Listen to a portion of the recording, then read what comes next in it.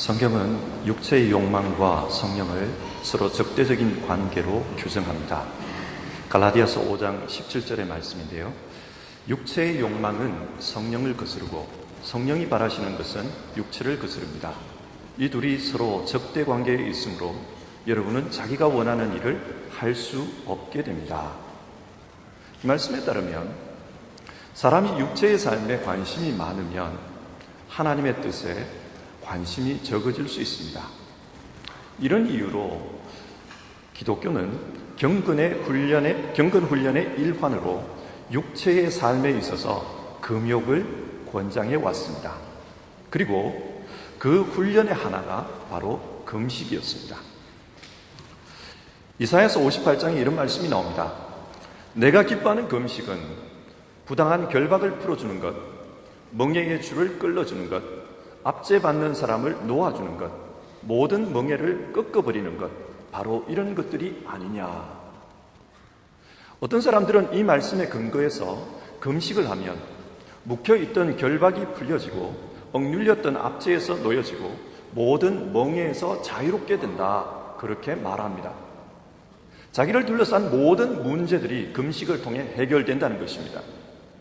하지만 오늘 본문을 천천히 읽어보면 이것은 성경 본문에 대한 오해입니다. 본문은 금식을 하면 이런 결과가 오는 것이 아니라 이런 행위를 하는 것이 바로 하나님이 기뻐하시는 금식이다, 그렇게 말하고 있기 때문입니다. 그러나 금욕을 선호하는 사람들은 금식을 하면 모든 문제가 해결된다, 그렇게 해석하고 싶어 합니다. 이것은 본문을 잘못 해석한 것입니다. 그러면 여러분, 왜 이런 잘못된 해석을 계속 고집하는 것일까요? 로이드 존스의 산상설교 책을 보면 이런 내용이 나옵니다. 어떤 신앙인이 몇 년 동안 신앙생활을 열심히 했습니다. 하지만 삶에 기쁨이 없었습니다. 다른 사람들은 신앙하며 기쁘게 살아가는데 자신은 그렇지를 못했습니다. 그래서 이런 집회 저런 집회를 다니면서 어떻게 하면 기쁘게 살 수 있을까, 그렇게 방법을 찾아보았고 또 신앙 서적도 읽어보았습니다. 신앙을 통해 행복하게 사는 법이 무엇인지를 배우기 위해서 많은 노력을 했습니다. 하지만 소용이 없었습니다. 그런데 어느 날 금식을 하고 나서 내 삶이 달라졌어요, 그렇게 말하는 사람을 만난 겁니다. 그러면서 당신도 축복을 받고 싶거든 금식을 하라, 그렇게 권면했습니다.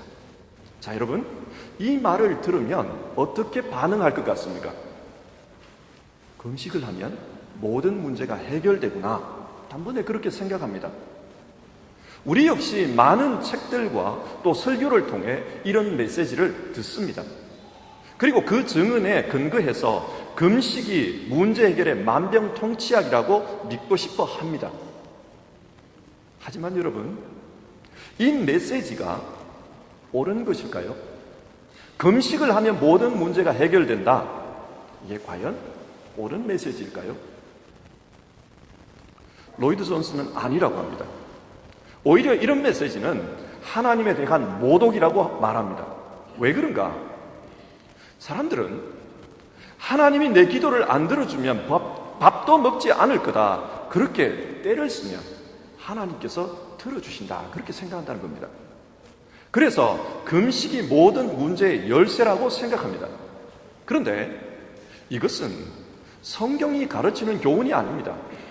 성경은 하나님의 뜻에 순종하라고 가르치지, 때를 쓰더라도 하나님의 뜻을 바꾸어라, 내 뜻대로 따라오도록 바꾸어라, 그렇게 가르치지 않습니다. 그래서 로이드 존스는 금식을 문제 해결의 수단으로 보는 것, 이것은 하나님을 모욕하는 것이다, 그렇게 말합니다. 자, 그러면 우리는 금식을 하지 말아야 합니까? 아닙니다. 예수님도 공생애를 시작하실 때 40일간 금식하셨습니다. 그리고 마태복음 9장 14절과 15절, 그때에 요한의 제자들이 예수께 나와 이르되 우리와 바리새인들은 금식을 하는데 어찌하여 당신의 제자들은 금식하지 아니하나이까? 예수께서 그들에게 이르시되 혼인집 손님들이 신랑과 함께 있을 동안에 슬퍼할 수 있느냐? 그러나 신랑을 빼앗길 날이 이르리니 그때에는 금식할 것이니라. 이 말씀에 따르면 그때에는 금식할 것이니라. 예수님도 금식하라고 하셨습니다. 자, 그러면 어떻게 금식해야 합니까? 오늘 본문 16절입니다. 금식할 때에 너희는 외식하는 자들과 같이 슬픈 기색을 보이지 말라. 그들은 금식하는 것을 사람에게 보이려고 얼굴을 흉하게 하느니라. 내가 진실로 너희에게 이르노니 그들은 자기 상을 이미 받았느니라. 예수님은 사람에게 보이기 위해 금식하지 말라고 하십니다. 그렇게 금식하면 하나님으로부터 상을 받을 수 없습니다. 즉, 이것은 하나님이 기뻐하시는 금식이 아니라는 말입니다. 우선 이 본문의 의미부터 한번 파악해 봅시다. 예수님께서는 어떤 맥락에서 이런 말씀을 하신 것일까요? 레위기 16장 29절은 이스라엘 백성에게 금식을 명령하는 말씀입니다. 너희는 영원히 이 규례를 지킬지니라. 일곱째 달 곧 그 달 10일에 너희는 스스로를 괴롭게 하고 아무 일도 하지 말되 본토인이든지 너희 중에 거류하는 거류민이든지 그리하라. 유대인의 달력으로 일곱째 달 10일은 대속죄일입니다. 이 날은 1년 동안 하나님 앞에서 지은 모든 죄를 대속하기 위해 희생제물의 피를 지성소와 번제단에 뿌리는 날입니다. 이날 모든 백성은 스스로를 괴롭게 해야 합니다. 여기서 스스로를 괴롭게 한다는 것은 금식을 의미합니다. 그래서 유대인들은 지금도 이날 회당에 모여 하루 종일 금식하며 회개 기도를 한다고 합니다. 성경은 이처럼 1년에 한 번 이스라엘 백성에게 금식하라 그렇게 명령하고 있습니다. 그런데 시간이 흐르면서 또 다른 금식 일들이 생겨납니다. 스가랴 8장 19절입니다. 만군의 여호와가 이같이 말하노라. 넷째 달의 금식과 다섯째 달의 금식과 일곱째 달의 금식과 열째 달의 금식이 변하여 유다 족속에게 기쁨과 즐거움과 희락의 절기들이 되리니 오직 너희는 진리와 화평을 사랑할지니라. 여기에 보면 대속죄일 말고 또 다른 네 번의 금식일이 나옵니다. 그날이 어떤 날일까요? 4월 금식일은 바벨론의 느부갓네살 왕에 의해 예루살렘 성벽이 파괴된 것을 슬퍼하며 금식하는 날입니다. 그리고 5월 금식일은 느부갓네살에 의해 성전이 파괴된 날이고 7월 금식일은 바벨론이 예루살렘을 함락시킨 후 세웠던 총독 그달리아가 학살된 날입니다. 그리고 10월 금식일은 느부갓네살에 의해 예루살렘이 포위된 날입니다. 이처럼 유대인들은 바벨론에 의해 나라가 망한 것을 기억하면서 금식했습니다. 과거를 잊지 말고 그날의 교훈을 되새겨 다시는 실패의 역사를 반복하지 말자, 그런 뜻으로 금식했던 겁니다. 그리고 예수님 때가 되면 더 자주 금식합니다. 누가복음 18장 11절과 12절의 말씀입니다. 바리새인은 서서 따로 기도하여 이르되 하나님이여 나는 다른 사람들 곧 토색, 불의, 간음하는 자들과 같지 아니하고 이 세리와도 같지 아니함을 감사하나이다. 나는 일회에 2번씩 금식하고 또 소득의 11조를 드리나이다. 이 기도 내용을 보면 바리새인들은 일주일에 2번씩, 즉 월요일과 목요일에 금식했다는 것을 알 수 있습니다. 왜 더 자주, 자꾸만 더 자주 금식했을까요? 그렇게 금식하면 하나님이 복을 주신다, 그렇게 믿었기 때문입니다. 바리새인들은 모세가 율법을 받기 위해 시내산에 오른 날이 목요일이고 하산한 날이 월요일이라고 생각했습니다. 그들은 모세의 율법을 거룩하게 생각했습니다. 따라서 이 율법을 받으러 간 날, 받고 온 날, 이 날을 기념해서 금식하면 하나님으로부터 축복을 받는다, 그렇게 생각한 것입니다. 그런데 실제적으로 이 요일은 당시 예루살렘의 장날이었다고 합니다. 월요일과 목요일 날, 장날이 되면 예루살렘 주변의 각 촌에 살던 사람들이 물건을 거래하기 위해서 예루살렘 성으로 몰려옵니다. 그러면 예루살렘은 수많은 사람으로 북적이게 되는데, 이런 상황에서 바리새인들이 자신의 경건을 보여주기 위해 나는 금식하고 있다, 이것을 드러냈던 것입니다. 예를 들면 얼굴을 흉하게 하고 머리를 산발하거나 혹은 머리에 재를 뿌리고 슬픈 표정을 지으며 돌아다녔던 겁니다. 그러면 사람들이 바리새인을 보며 저 사람은 지금 금식을 하고 있구나, 정말 경건하게 사는 사람이구나, 그렇게 생각했다는 것입니다. 예수님은 지금 이런 모습을 보면서 그 바리새인들에게 그들은 이미 자기 상을 받았느니라, 그렇게 말씀하고 있습니다. 사람에게 자기 경건을 드러내고 그래서 칭찬을 듣고자 하는 금식은 하나님이 주시는 상이 없습니다. 즉 하나님이 기뻐하시는 금식이 아닙니다. 자, 이 말씀을 두고 한번 생각해 봅시다. 우리에게는 이런 모습이 없습니까? 요즘은 금식을 하는 사람들이 잘 없습니다. 그렇기 때문에 잘못된 금식을 한다고 비난받을 일도 없습니다. 금식을 해야 비난을 받죠. 하지만 우리의 경건 훈련에 대해서 한번 생각해 봤으면 합니다. 앞에서 금식은 경건 훈련의 일환이라고 하지 않았습니까? 자, 그렇다면 우리는 어떤 목적으로 경건한 삶을 살려고 노력합니까? 성경은 우리에게 너희는 세상의 빛이라, 우리의 사명을 그렇게 말씀합니다. 이 사명은 이 세상에 하나님을 믿는 것이 무엇인지를 보여주라는 내용입니다. 그렇다 보니 우리의 경건 행위가 바리새인처럼 자칫하면 남에게 보여주기 위한 것으로 드러날 수 있습니다.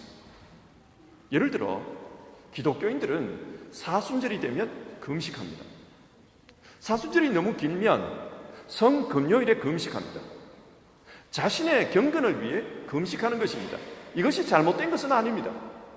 그러나 자칫 나는 예수 믿는 사람이다, 그래서 예수님의 고난에 동참한다, 옆에 있는 사람에게 보여주기 식으로 이 금식이 이해될 수 있습니다. 어떤 책에서 읽은 이야기입니다. 그 교회에 문제가 생기자 교회 담임 목사님이 금식 기도에 들어갔습니다. 목사는 이런저런 문제에 대해서 아무 말 하지 않고 조용히 금식하며 기도합니다. 그러자 그 교회의 문제가 차츰차츰 수그러들었습니다. 시끄럽던 말들이 잠잠해지고 모두 자기 자신을 돌아보는 그런 분위기가 되었습니다. 죄 없는 자가 먼저 돌로 치라, 그 예수님의 말씀처럼 모든 사람들이 자기를 돌아보기 시작한 겁니다. 이것은 하나님의 은혜입니다. 그런데 문제는 그 다음에도 똑같은 문제가 계속해서 반복됐다는 것입니다. 그리고 그때마다 그 목사님은 금식 기도를 했습니다. 하지만 나중에는 그렇게 금식해도 문제가 수그러들지 않고 오히려 더 시끄러워졌다고 합니다. 여러분, 왜 이럴까요? 처음에는 목사님이 진심으로 자기를 돌아보며 겸허히 반성하고 그리고 금식기도 한다고 생각했습니다.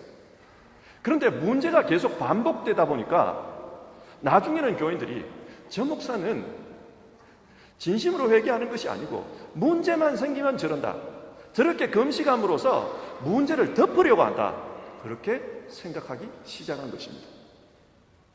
우리 역시 이럴 수 있습니다. 사순절에 금식하고 성금요일에 금식해도 정말 우리의 삶은 아무런 변화가 없고 해마다 돌아오는 절기에 금식을 합니다. 그러면 사람들이 이것을 보면서 무슨 생각을 할까요? 저들은 보여주기 위해서 금식하고 있다, 진짜로 참여하고 돌이키기 위해서 금식하는 게 아니라 보여주기 위해서 금식하고 있다, 그렇게 느낄 것입니다.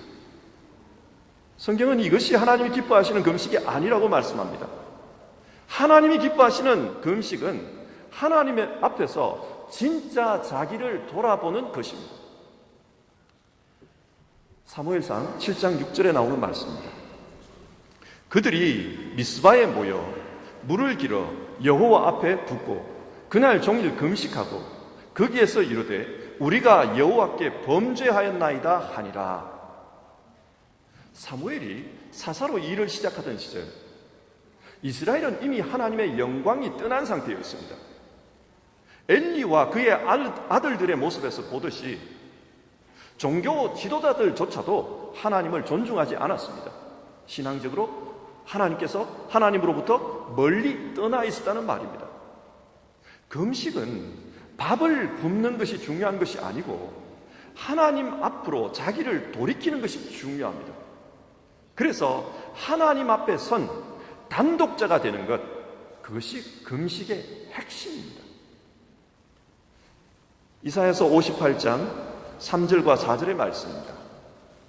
너희들이 금식하는 날 너희 자신의 향락만을 찾고 일꾼들에게는 무리하게 일을 시킨다.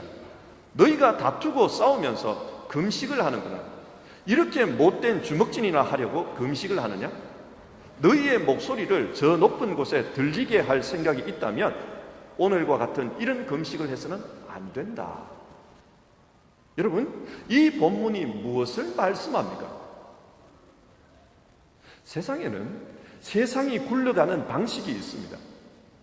당시 유대인들은 자신은 향락을 즐기고 대신 일꾼들에게 과도한 노동을 시켰습니다. 한마디로 노동을 착취한 겁니다. 그리고 노동을 하지 않으려고 하면은 폭력을 휘둘렀습니다. 그렇게 해서 자기 이윤을 얻었습니다. 그러면서도 절기만 되면 하나님 앞에 금식을 했다는 것입니다.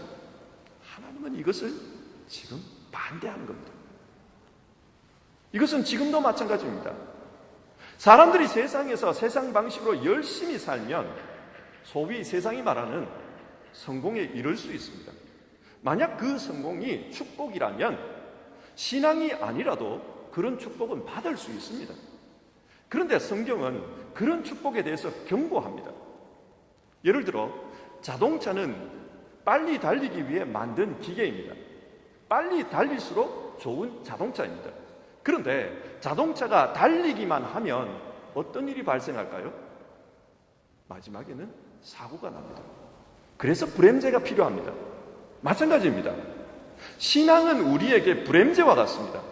세상에서 성공을 위해 열심히 달리다가도 지금 내가 어디로 달리고 있는지 그것을 살펴보아야만 합니다. 그래서 하나님이 지시하는 인생과 너무 멀어지면 그 자리에서 급브레이크를 밟고 불임제를 밟고 방향을 다시 돌려야 합니다. 금식은 그 급브레이크를 밟는 행위입니다. 그래서 자기 자신을 돌아보고 하나님의 뜻에 자기를 맞추는 것, 그것이 우리가 경건을 훈련하는 이유입니다. 따라서 금식은 남에게 인정받기 위해서 하는 것이 아닙니다. 내가 경건하다 남에게 보여주기 위해서 그렇게 하는 것이 아닙니다. 하나님 앞에서 단독자가 되어서 자기 자신을 돌아보기 위해서 금식을 하는 것입니다.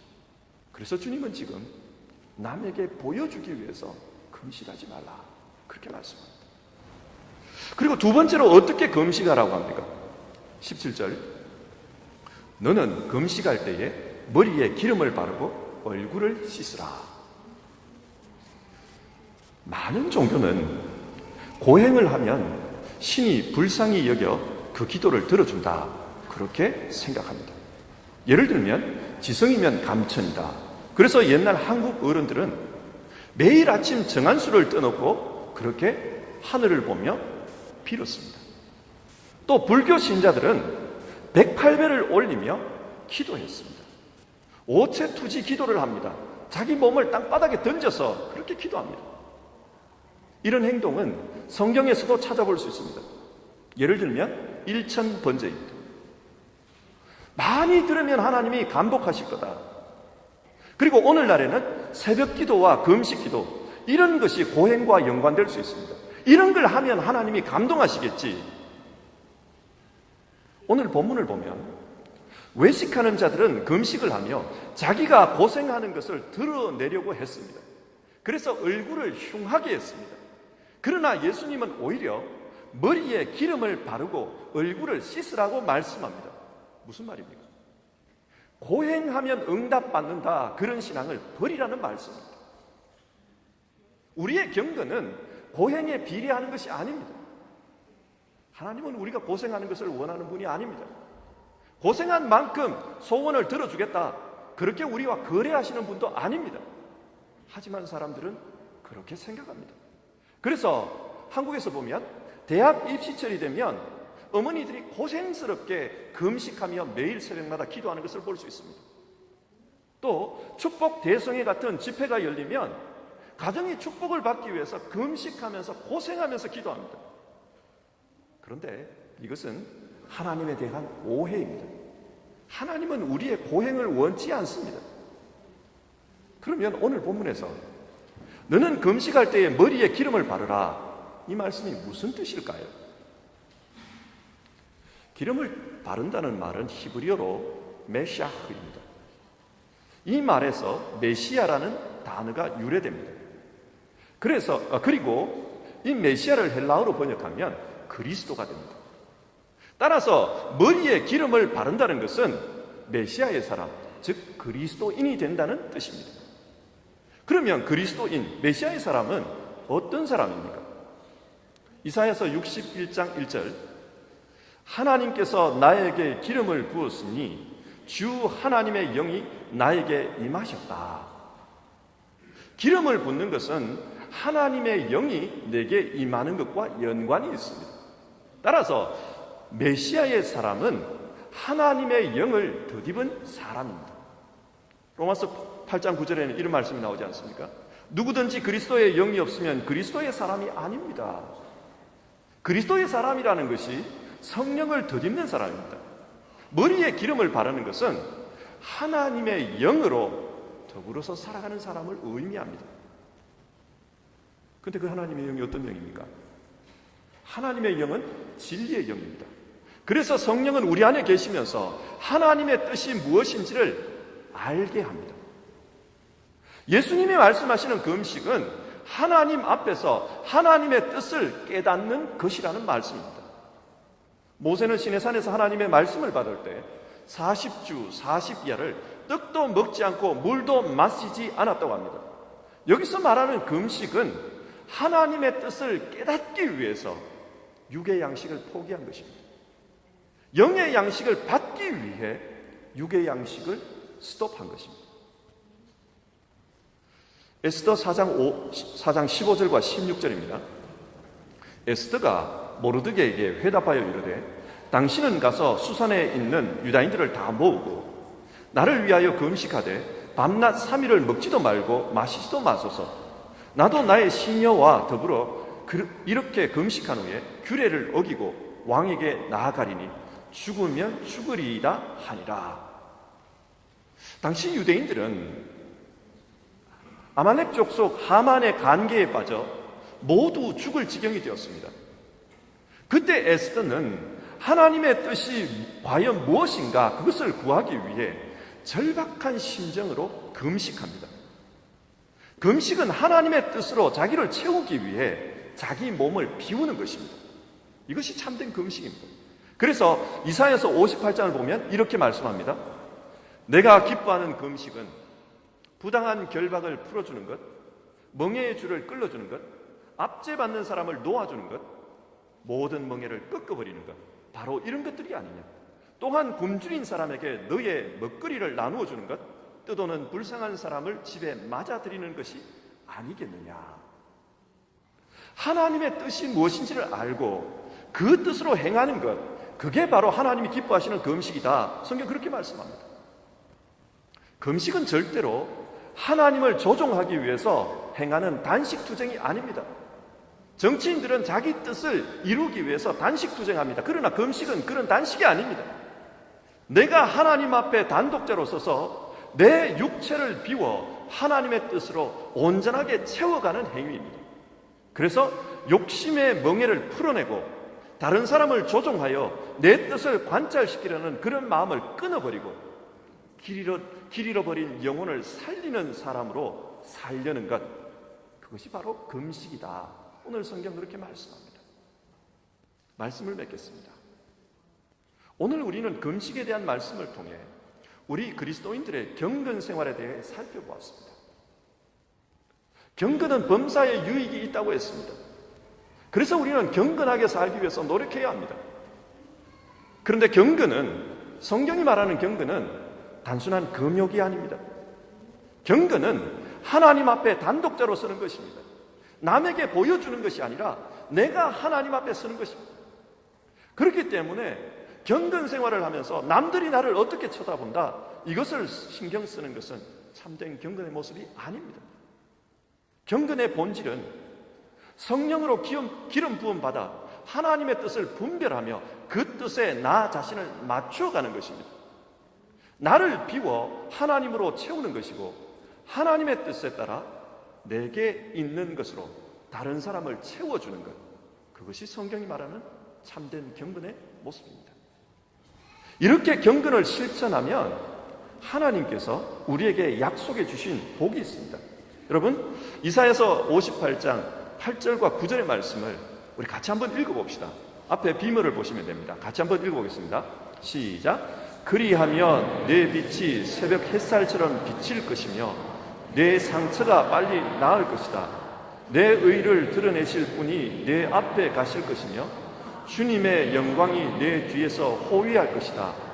그때에 내가 주님을 부르면 주님께서 응답하실 것이다. 네가 부르짖을 때에 주님께서 내가 여기에 있다 하고 대답하실 것이다. 하나님이 기뻐하시는 경건의 삶을 살면 하나님의 빛이 우리의 삶을 비춰줍니다. 하나님의 영광이 우리를 호위해 줍니다.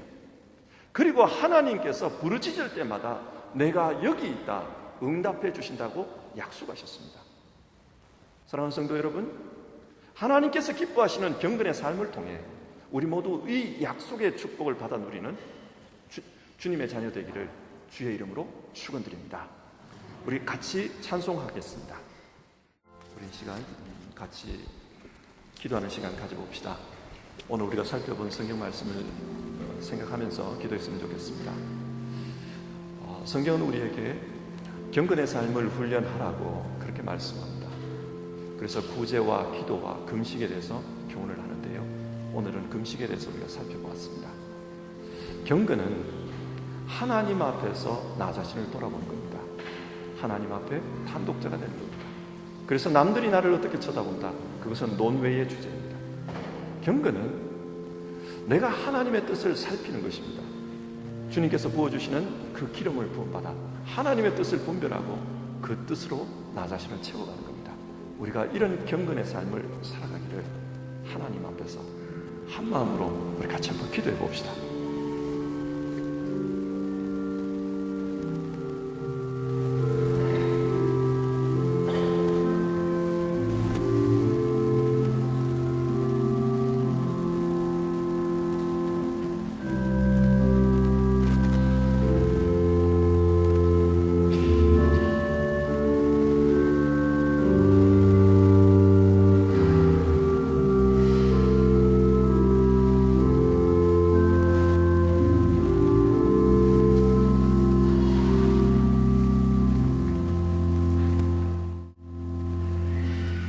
하나님, 이 가을 우리도 성경이 말하는 경건을 힘쓰며 살기 원합니다. 하나님 앞에 단독자가 되어 자기를 돌아보며 하나님의 뜻에 자기 자신을 복종시키는 그런 삶을 살고 싶습니다. 그래서 하나님 사랑을 실천하고 싶습니다. 뿐만 아니라 하나님의 뜻을 따라 다른 사람에게 자비와 긍휼을 나눠주는 그런 삶을 살고 싶습니다. 이웃 사랑을 실천하고 싶습니다. 그래서 은밀한 중에 보시고 상을 베푸시는 그 하나님께 상을 받는 삶을 살고 싶습니다. 하나님, 우리 안에 이 경건의 훈련이 이루어지게 하옵소서. 그래서 하나님이 약속하신 그 축복을 받아 누리는 우리 모두 되게 하옵소서. 예수님 이름으로 기도드립니다. 아멘.